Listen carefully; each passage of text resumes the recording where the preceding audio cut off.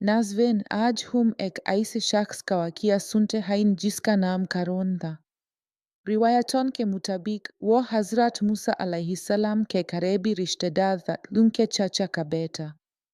शुरू में क़ारून एक बहुत ही खूबसूरत, शरीफ और खुश अखलाक इंसान माना जाता था।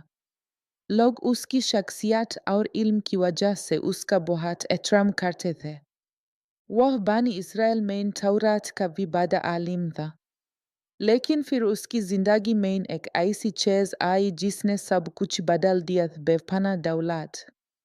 जब क़ारून को बेहिसाब मालो दौलत मिली तो धीरे धीरे उसके अंदर गुरूर और तकब्बुर पैदा हो गया। वह अपनी दौलत पर इतराने लगा और लोगों को नीचा समझने लगा। आखिरकार उसका रवैया इतना बदल गया कि वह हज़रत मूसा अलैहिस्सलाम का मुखालिफ बन गया और बनी इसराइल के दरमियान फितना फैलाने लगा। जब ज़कात का हुक्म नाजिल हुआ तो क़ारून ने वादा किया कि वह अपने माल का हिस्सा देगा। मगर जब उसने हिसाब लगाया तो उसे एहसास हुआ कि उसे बहुत ज़्यादा ज़कात देनी पड़ेगी।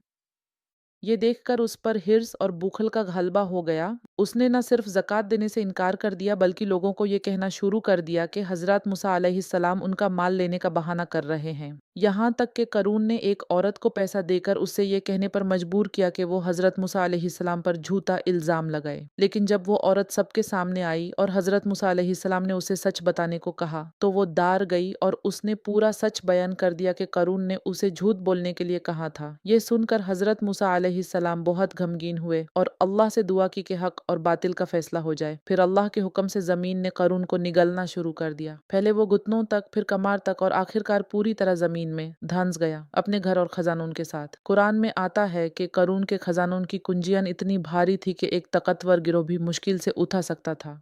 फिर भी उसकी दौलत उसे बचाने के काम ना आई। यही वाक़या हमें एक बहुत गहरी बात सिखाता है। अगर अल्लाह हमें दौलत दे तो हमें उस पर कभी गुरूर नहीं करना चाहिए। हमें अपनी दौलत का सही इस्तेमाल करना चाहिए, ज़कात देनी चाहिए और लोगों के साथ एहसास और नरमी का रवैया रखना चाहिए। तकब्बुर हमेशा इंसान को बर्बादी की तरफ ले जाता है, क्योंकि देने वाला भी अल्लाह है और लेने वाला भी वही है। इसलिए हमेशा अल्लाह की रज़ा हासिल करने की कोशिश करो और सच्चाई और नम्रता के साथ ज़िंदगी गुजारो।